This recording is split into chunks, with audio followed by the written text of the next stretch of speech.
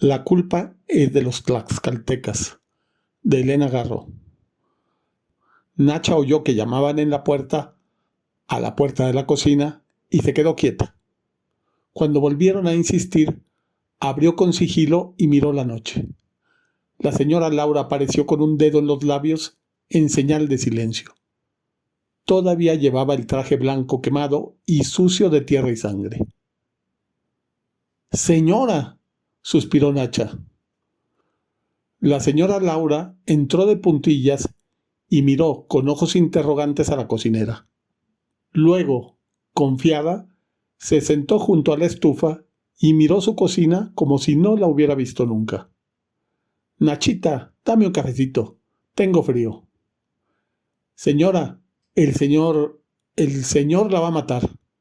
Nosotros ya la dábamos por muerta». «¿Por muerta?». Laura miró con asombro los mosaicos blancos de la cocina. Subió las piernas sobre la silla, se abrazó las rodillas y se quedó pensativa. Nacha puso a hervir el agua para hacer café y miró de reojo a su patrona. No se le ocurrió ni una palabra más. La señora recargó la cabeza sobre las rodillas, parecía muy triste. «¿Sabes, Nacha? La culpa es de los tlaxcaltecas». Nacha no contestó. Prefirió mirar el agua que no hervía. Afuera, la noche desdibujaba a las rosas del jardín y ensombrecía a las higueras. Muy atrás de las ramas brillaban las ventanas iluminadas de las casas vecinas. La cocina estaba separada del mundo por un muro invisible de tristeza, por un compás de espera. «¿No estás de acuerdo, Nacha?». «Sí, señora. Yo soy como ellos, traidora», dijo Laura con melancolía. La cocinera se cruzó de brazos en espera de que el agua soltara los hervores. «¿Y tú, Nachita, eres traidora?». La miró con esperanzas. Si Nacha compartía su calidad traidora, la entendería, y Laura necesitaba que alguien la entendiera esa noche. Nacha reflexionó unos instantes, se volvió a mirar el agua que empezaba a hervir con estrépito, la sirvió sobre el café y el aroma, caliente, la hizo sentirse a gusto cerca de su patrona. «Sí, yo también soy traicionera, señora Laurita». Contenta, sirvió el café en una tacita blanca. Le puso 2 cuadritos de azúcar y lo colocó en la mesa, frente a la señora. Esta, ensimismada, dio unos sorbitos.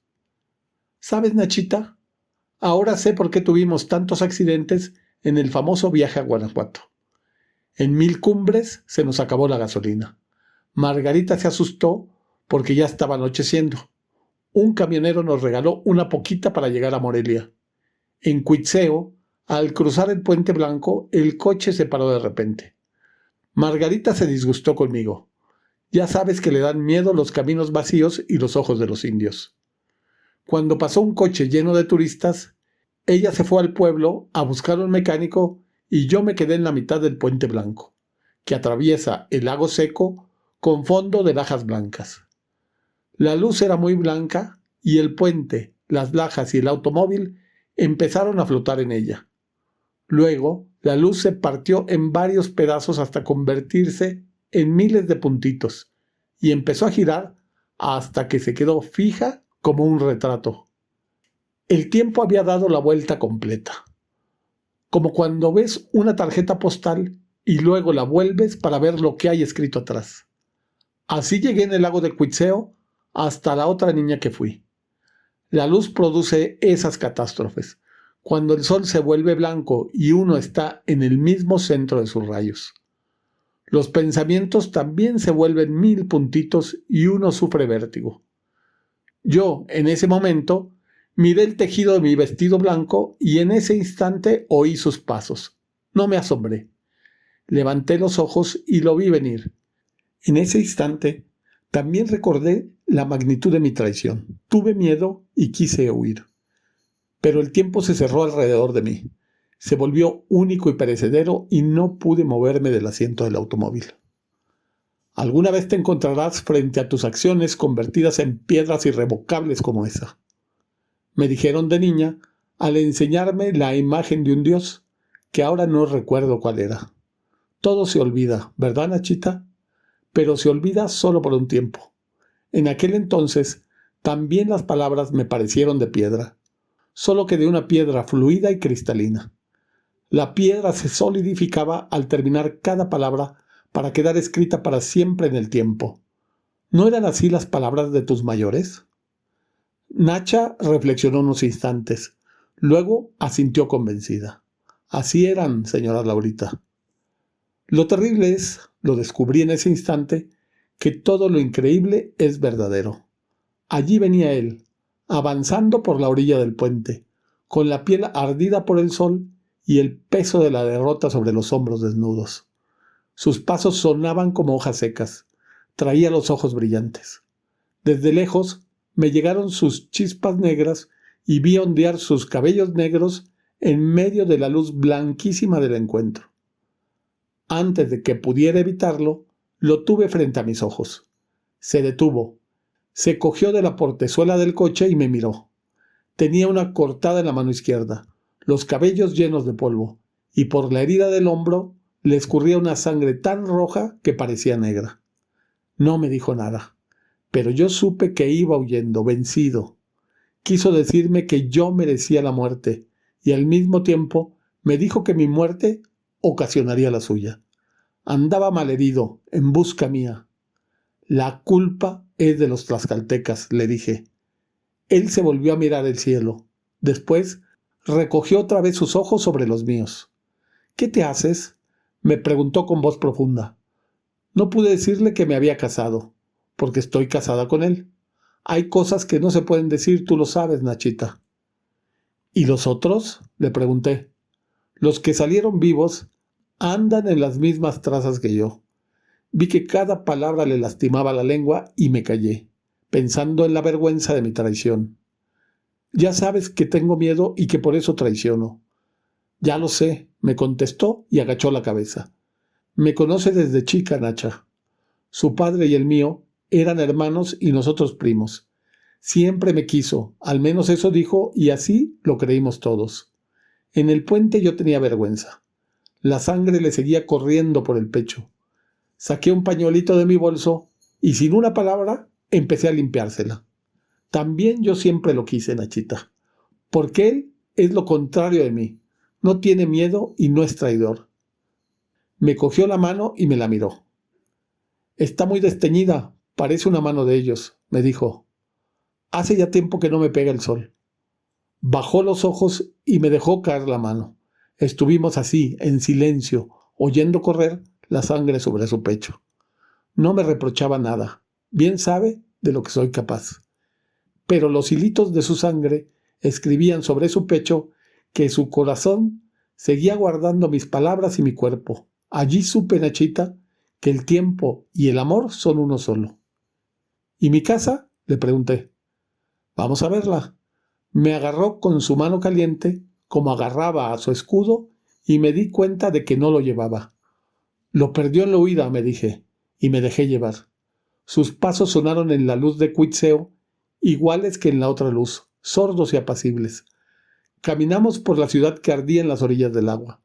Cerré los ojos. Ya te dije, Nacha, que soy cobarde. O tal vez el humo y el polvo me sacaron lágrimas. Me senté en una piedra y me tapé la cara con las manos. Ya no camino, le dije. Ya llegamos, me contestó. Se puso en cuclillas junto a mí y con la punta de los dedos acarició mi vestido blanco. Si no quieres ver cómo quedó, no lo veas, me dijo quedito. Su pelo negro me hacía sombra. No estaba enojado, nada más estaba triste. Antes nunca me hubiera atrevido a besarlo, pero ahora he aprendido a no tenerle respeto al hombre y me abracé a su cuello y lo besé en la boca. Siempre has estado en la alcoba más preciosa de mi pecho, me dijo. Agachó la cabeza y miró la tierra llena de piedras secas. Con una de ellas dibujó 2 rayitas paralelas que prolongó hasta que se juntaron y se hicieron una sola. Somos tú y yo, me dijo sin levantar la vista. Yo, Nachita, me quedé sin palabras. Ya falta poco para que se acabe el tiempo y seamos uno solo. Por eso te andaba buscando. Se me había olvidado, Nacha, que cuando se gaste el tiempo, los dos Hemos de quedarnos el uno en el otro para entrar en el tiempo verdadero convertidos en uno solo. Cuando me dijo eso, lo miré a los ojos. Antes solo me atrevía a mirárselos cuando me tomaba, pero ahora, como ya te dije, he aprendido a no respetar los ojos del hombre. También es cierto que no quería ver lo que sucedía a mi alrededor. Soy muy cobarde. Recordé los alaridos y volví a oírlos, estridentes, llameantes en mitad de la mañana. También oí los golpes de las piedras y las vi pasar zumbando sobre mi cabeza. Él se puso de rodillas frente a mí y cruzó los brazos sobre mi cabeza para hacerme un tejadito. Este es el final del hombre, dije. Así es, contestó con su voz encima de la mía, y me vi en sus ojos y en su cuerpo. ¿Sería un venado el que me llevaba hasta su ladera? ¿O una estrella que me lanzaba a escribir señales en el cielo? Su voz escribió signos de sangre en mi pecho y mi vestido blanco quedó rayado como un tigre rojo y blanco. A la noche vuelvo, espérame, suspiró. Agarró su escudo y me miró desde muy arriba. Nos falta poco para ser uno, agregó con su misma cortesía. Cuando se fue, volví a oír los gritos del combate y salí corriendo en medio de la lluvia de piedras y me perdí hasta el coche parado en el puente del lago Cuitzeo. ¿Qué pasa? ¿Estás herida?, me gritó Margarita cuando llegó. Asustada, tocaba la sangre de mi vestido blanco y señalaba la sangre que tenía en los labios y la tierra que se había metido en mis cabellos. Desde otro coche, el mecánico de Cuitzeo me miraba con sus ojos muertos. Estos indios salvajes. No se puede dejar sola a una señora, dijo al saltar de su automóvil, dizque para venir a auxiliarme. Al anochecer llegamos a la Ciudad de México. ¿Cómo había cambiado, Nachita? Casi no puedo creerlo. A las 12 del día todavía estaban los guerreros, y ahora ya ni una huella de su paso. Tampoco quedaban escombros. Pasamos por el Zócalo, silencioso y triste. De la otra plaza no quedaba nada. Margarita me miraba de reojo. Al llegar a la casa nos abriste tú, ¿te acuerdas? Nacha asintió con la cabeza. Era muy cierto que hacía apenas 2 meses escasos que la señora Laurita y su suegra habían ido a pasear a Guanajuato. La noche en que volvieron, Josefina, la recamarera, y ella, Nacha, notaron la sangre en el vestido y los ojos ausentes de la señora, pero Margarita, la señora grande, les hizo señas de que se callaran. Parecía muy preocupada. Más tarde, Josefina le contó que en la mesa el señor se le quedó mirando malhumorado a su mujer y le dijo: «¿Por qué no te cambiaste? ¿Te gusta recordar lo malo?». La señora Margarita, su mamá, ya le había contado lo sucedido y le hizo una seña como diciéndole: «Cállate, tenle lástima». La señora Laurita no contestó. Se acarició los labios y sonrió ladina. Entonces el señor volvió a hablar del presidente López Mateos. «Ya sabes que ese nombre no se le cae de la boca», había comentado Josefina desdeñosamente. En sus adentros, ellas pensaban que la señora Laurita se aburría oyendo hablar siempre del señor presidente y de las visitas oficiales. Lo que son las cosas, Nachita. Yo nunca había notado lo que me aburría con Pablo hasta esa noche, comentó la señora, abrazándose con Pablo hasta esa noche, dándole súbitamente la razón a Josefina y Nachita. La cocinera se cruzó de brazos y asintió con la cabeza. Desde que entré en la casa, los muebles, los jarrones y los espejos se me vinieron encima y me dejaron más triste de lo que venía. ¿Cuántos días, cuántos años tendré que esperar todavía para que mi primo venga a buscarme? Así me dije y me arrepentí de mi traición. Cuando estábamos cenando, me fijé en que Pablo no hablaba con palabras sino con letras, y me puse a contarlas mientras le miraba la boca gruesa y el ojo muerto. De pronto se calló. Ya sabes que se le olvida todo. Se quedó con los brazos caídos. Este marido nuevo no tiene memoria y no sabe más que las cosas de cada día. «Tienes un marido turbio y confuso», me dijo él, volviendo a mirar las manchas de mi vestido. La pobre de mi suegra se turbó, y como estábamos tomando el café, se levantó a poner un twist. «Para que se animen», nos dijo, dizque sonriendo, porque veía venir el pleito. Nosotros nos quedamos callados. La casa se llenó de ruidos. Yo miré a Pablo. Se parece a... Y no me atreví a decir su nombre, por miedo a que me leyeran el pensamiento. Es verdad que se le parece, Nacha. A los dos les gusta el agua y las casas frescas. Los dos miran al cielo por las tardes y tienen el pelo negro y los dientes blancos. Pero Pablo habla saltitos, se enfurece por nada y pregunta cada instante, ¿en qué piensas? Mi primo marido no hace ni dice nada de eso. Muy cierto que el señor es fregón, dijo Nacha con disgusto. Laura suspiró y miró a su cocinera con alivio. Menos mal que la tenía de confidente. Por la noche, mientras Pablo me besaba, yo me repetía, ¿a qué horas vendrá a buscarme? Y casi lloraba al recordar la sangre de la herida que tenía en el hombro. Tampoco podía olvidar sus brazos cruzados sobre mi cabeza para hacerme un tejadito. Al mismo tiempo tenía miedo de que Pablo notara que mi primo me había besado en la mañana. Pero no notó nada, y si no hubiera sido por Josefina, que me asustó en la mañana, Pablo nunca lo hubiera sabido. Nachita estuvo de acuerdo. Esa Josefina, con su gusto por el escándalo, tenía la culpa de todo. Ella, Nacha, bien se lo dijo, cállate, cállate por el amor de Dios, si no oyeron nuestros gritos por algo sería. Pero qué esperanzas. Josefina apenas entró a la pieza de los patrones con la bandeja del desayuno, soltó lo que debería haber callado. Señora, anoche un hombre estuvo espiando por la ventana de su cuarto. Nacha y yo gritamos y gritamos. No oímos nada, dijo el señor asombrado. ¡Es él!, gritó la tonta de la señora. ¿Quién es él?, preguntó el señor, mirando a la señora como si la fuera a matar. Al menos eso dijo Josefina después. La señora, asustadísima, se tapó la boca con la mano y cuando el señor volvió a hacer la misma pregunta, cada vez con más enojo, ella contestó: el indio que me siguió desde Cuitzeo hasta la Ciudad de México. Así supo Josefina lo del indio y así se lo contó a Nachita. Hay que avisarle inmediatamente a la policía, gritó el señor. Josefina le enseñó la ventana por la que el desconocido había estado fisgando y Pablo la examinó con atención. En el alféizar había huellas de sangre casi frescas. Está herido, dijo el señor Pablo preocupado. Dio unos pasos por la recámara y se detuvo frente a su mujer. Era un indio, señor, dijo Josefina, corroborando las palabras de Laura. Pablo vio el traje blanco tirado sobre una silla y lo cogió con violencia. ¿Puedes explicarme el origen de estas manchas? La señora se quedó sin habla, mirando las manchas de sangre sobre el pecho de su traje, y el señor golpeó la cómoda con el puño cerrado. Luego se acercó a la señora y le dio una santa bofetada. Eso lo vio y lo oyó Josefina. Sus gestos son feroces y su conducta es tan incoherente como sus palabras. Yo no tengo la culpa de que aceptara la derrota, dijo Laura con desdén.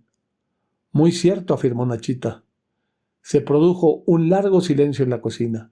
Laura metió la punta del dedo hasta el fondo de la taza para sacar el pozo negro del café que se había quedado sentado. Y Nacha, al ver esto, volvió a servirle un café calientito.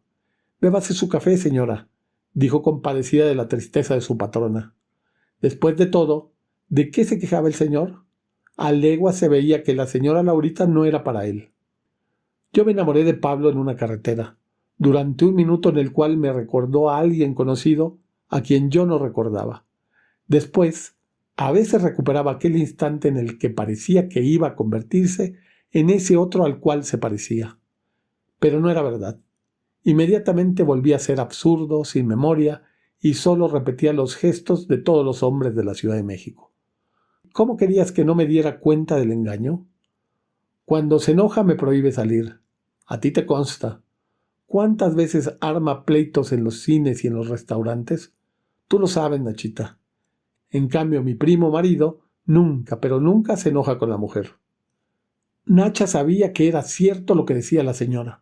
Por eso aquella mañana en que Josefina entró a la cocina espantada y gritando: «¡Despierta a la señora Margarita, que el señor está golpeando a la señora!», ella, Nacha, corrió al cuarto de la señora grande. La presencia de su madre calmó al señor Pablo. Margarita se quedó muy asombrada al oír lo del indio, porque ella no lo había visto en el lago de Cuitzeo, solo había visto la sangre como la que podíamos ver todos. Tal vez en el lago tuviste una insolación, Laura, y se te salió sangre por las narices. Fíjate, hijo, que llevamos el coche descubierto, dijo casi sin saber qué decir.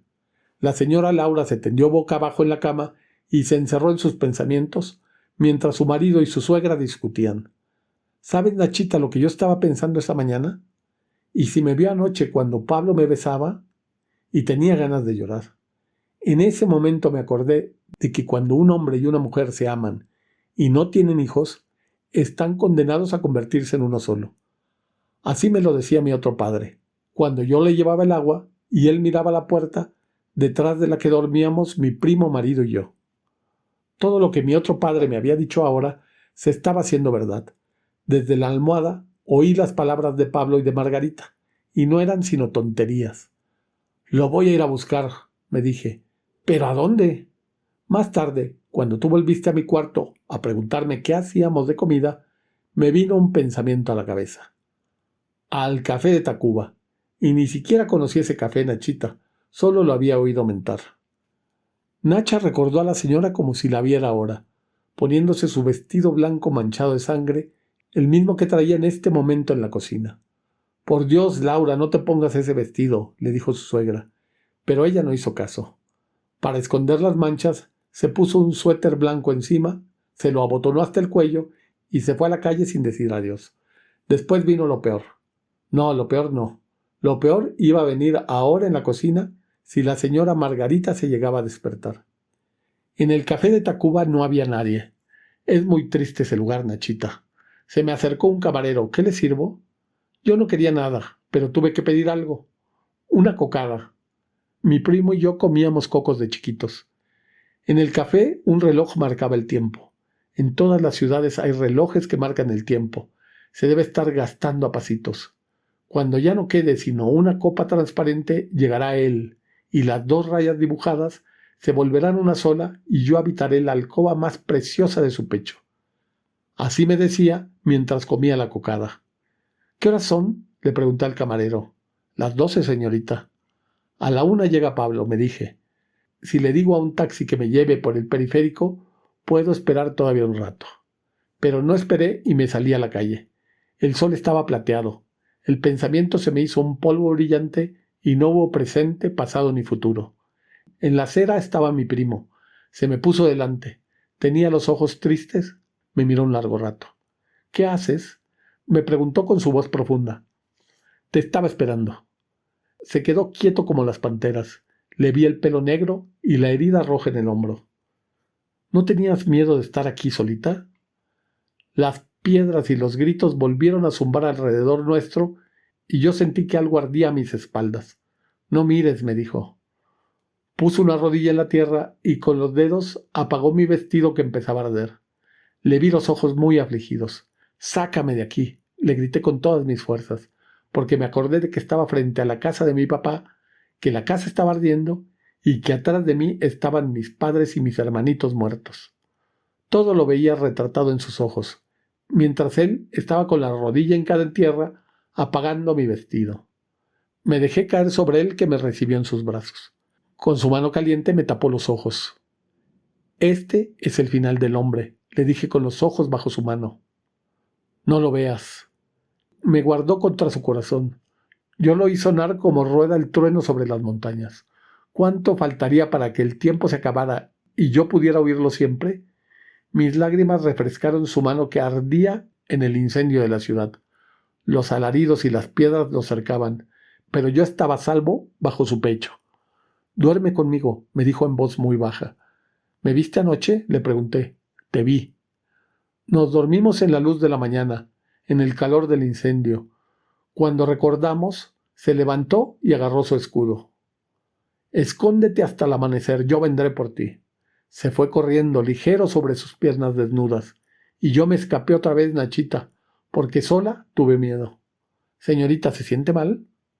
Una voz igual a la de Pablo se me acercó a media calle. «Insolente, déjame tranquila». Tomé un taxi que me trajo a la casa por el periférico y llegué. Nacha recordó su llegada. Ella misma le había abierto la puerta. Y ella fue la que le dio la noticia. Josefina bajó después, desbarrancándose por las escaleras. Señora, el señor y la señora Margarita están en la policía. Laura se le quedó mirando asombrada, muda. ¿Dónde anduvo, señora? Fui al café de Tacuba. Pero eso fue hace 2 días. Josefina traía las últimas noticias. Leyó en voz alta. La señora Aldama continúa desaparecida. Se cree que el siniestro individuo de aspecto indígena que la siguió desde Cuitzeo sea el sádico.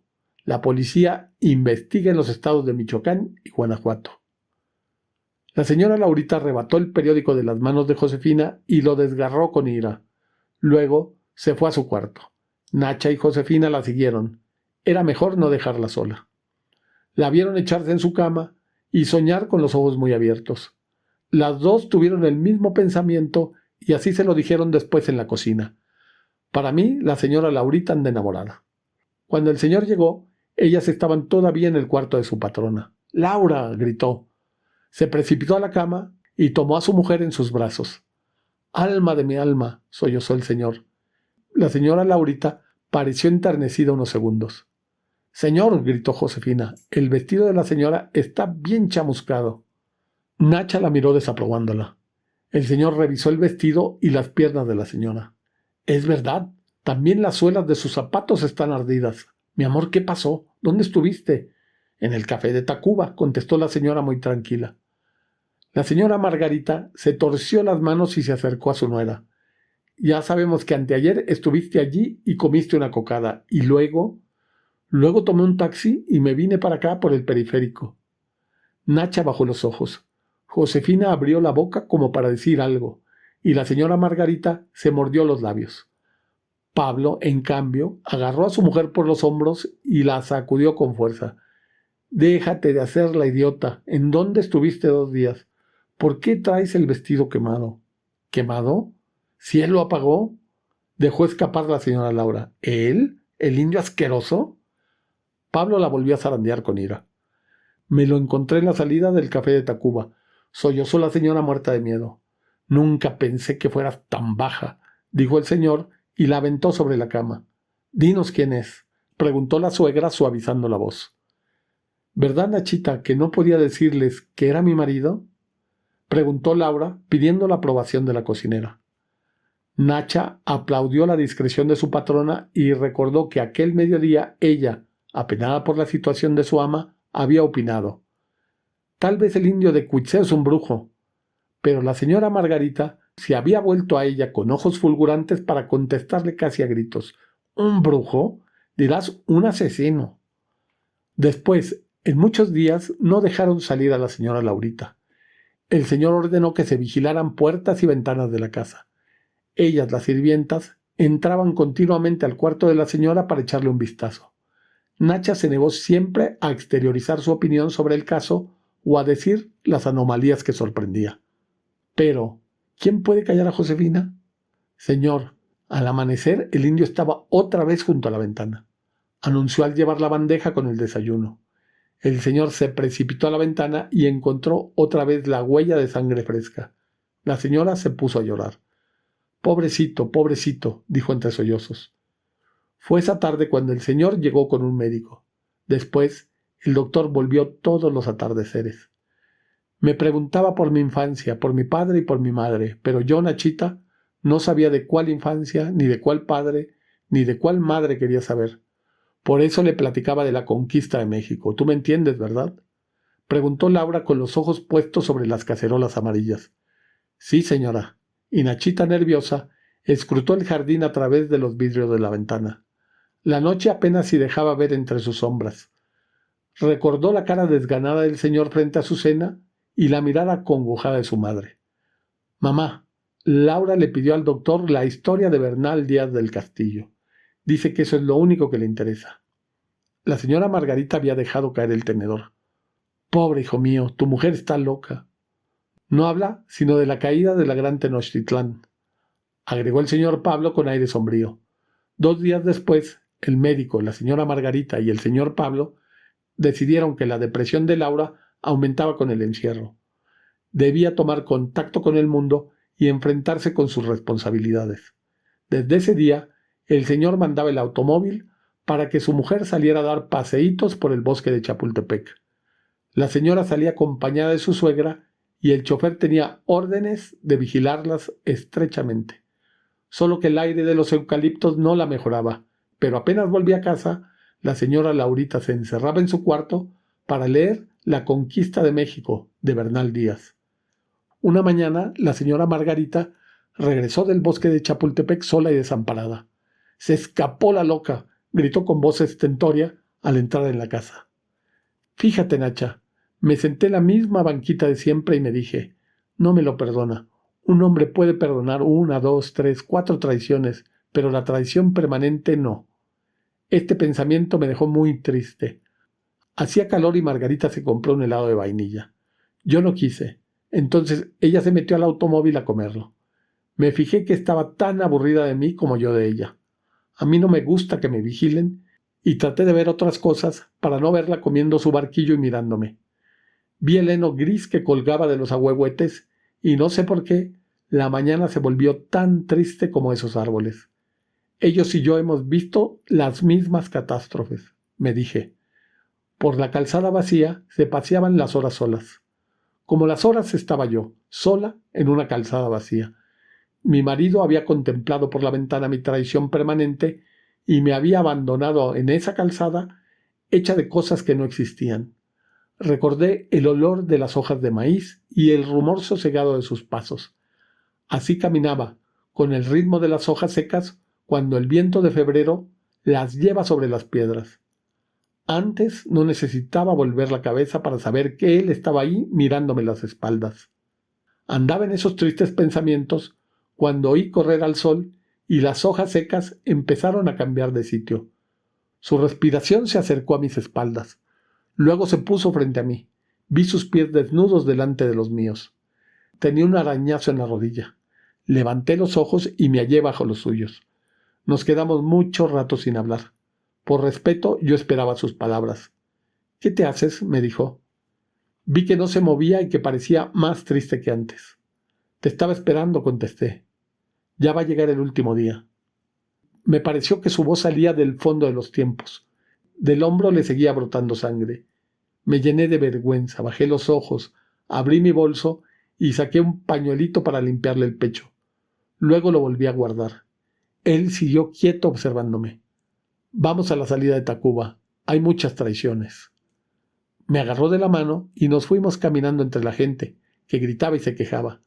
Había muchos muertos que flotaban en el agua de los canales. Había mujeres sentadas en la hierba mirándolos flotar. De todas partes surgía la pestilencia y los niños lloraban corriendo de un lado para otro, perdidos de sus padres. Yo miraba todo sin querer verlo. Las canoas despedazadas no llevaban a nadie, solo daban tristeza. El marido me sentó debajo de un árbol roto. Puso una rodilla en tierra y miró alerta lo que sucedía a nuestro alrededor. Él no tenía miedo. Después me miró a mí. «Ya sé que eres traidora y que me tienes buena voluntad. Lo bueno crece junto a lo malo». Los gritos de los niños apenas me dejaban oírlo. Venían de lejos, pero eran tan fuertes que rompían la luz del día. Parecía que era la última vez que iban a llorar. «Son las criaturas», me dijo. «Este es el final del hombre», repetí porque no se me ocurrió otro pensamiento. Él me puso las manos sobre los oídos y luego me guardó contra su pecho. «Traidora te conocía y así te quise». «Naciste sin suerte», le dije. Me abracé a él. Mi primo marido cerró los ojos para no dejar correr las lágrimas. Nos acostamos sobre las ramas rotas del pirú. Hasta allí nos llegaron los gritos de los guerreros, las piedras y los llantos de los niños. «El tiempo se está acabando», suspiró mi marido. Por una grieta se escapaban las mujeres que no querían morir junto con la flecha. Las filas de hombres caían una después de la otra, en cadena, como si estuvieran cogidos de la mano y el mismo golpe los derribara a todos. Algunos daban un alarido tan fuerte que quedaba resonando mucho rato después de su muerte. Faltaba poco para que nos fuéramos para siempre en uno solo, cuando mi primo se levantó, me juntó ramas y me hizo una cuevita. «Aquí me esperas».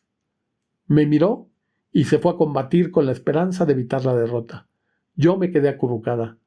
No quise ver a la gente que huía, para no tener la tentación, ni tampoco quise ver a los muertos que flotaban en el agua para no llorar. Me puse a contar los frutitos que colgaban de las ramas cortadas. Estaban secos y cuando los tocaba con los dedos, la cáscara roja se les caía. No sé por qué me parecieron de mal agüero, y preferí mirar al cielo, que empezó a oscurecerse. Primero se puso pardo, luego empezó a coger el color de los ahogados de los canales. Me quedé recordando los colores de otras tardes, pero la tarde siguió amoratándose, hinchándose, como si de pronto fuera a reventar, y supe que se había acabado el tiempo. Si mi primo no volvía, ¿qué sería de mí? Tal vez ya estaba muerto en el combate. No me importó su suerte y me salí de allí a toda carrera perseguida por el miedo. Cuando llegue y me busque, no tuve tiempo de acabar mi pensamiento porque me hallé en el anochecer de la Ciudad de México. Margarita ya se debe haber acabado su helado de vainilla y Pablo debe de estar muy enojado. Un taxi me trajo por el periférico y ¿sabes, Nachita? Los periféricos eran los canales infestados de cadáveres. Por eso llegué tan triste. Ahora, Nachita, no le cuentes al señor que me pasé la tarde con mi marido. Nachita se acomodó los brazos sobre la falda lila. El señor Pablo hace ya 10 días que se fue a Acapulco. Se quedó muy flaco con las semanas que duró la investigación, explicó Nachita satisfecha. Laura la miró sin sorpresa y suspiró con alivio. La que está arriba es la señora Margarita, agregó Nacha, volviendo los ojos hacia el techo de la cocina. Laura se abrazó las rodillas y miró por los cristales de la ventana las rosas borradas por las sombras nocturnas y a las ventanas vecinas que empezaban a apagarse. Nachita se sirvió sal sobre el dorso de la mano y la comió golosa. ¡Cuánto coyote! Anda muy alborotada la coyotada, dijo con la voz llena de sal. Laura se quedó escuchando unos instantes. Malditos animales, los hubieras visto hoy en la tarde, dijo. Con tal de que no estorben el paso del señor o que le equivoquen el camino, comentó Nacha con miedo. Si nunca los temió, ¿por qué habría de temerlos esta noche? Preguntó Laura molesta. Nacha se aproximó a su patrona para estrechar la intimidad súbita que se había establecido entre ellas. Son más canijos que los tlaxcaltecas, le dijo en voz muy baja. Las dos mujeres se quedaron quietas, Nacha devorando poco a poco otro puñito de sal. Laura escuchando preocupada los aullidos de los coyotes que llenaban la noche. Fue Nacha la que lo vio llegar y le abrió la ventana. Señora, ya llegó por usted. Le susurró en una voz tan baja que solo Laura pudo oírla. Después, cuando ya Laura se había ido para siempre con él, Nachita limpió la sangre de la ventana y espantó a los coyotes, que entraron en su siglo que acababa de gastarse en ese instante. Nacha miró con sus ojos viejísimos, para ver si todo estaba en orden. Lavó la taza de café, tiró al bote de la basura las colillas manchadas de rojo de labios, guardó la cafetera en la alacena y apagó la luz.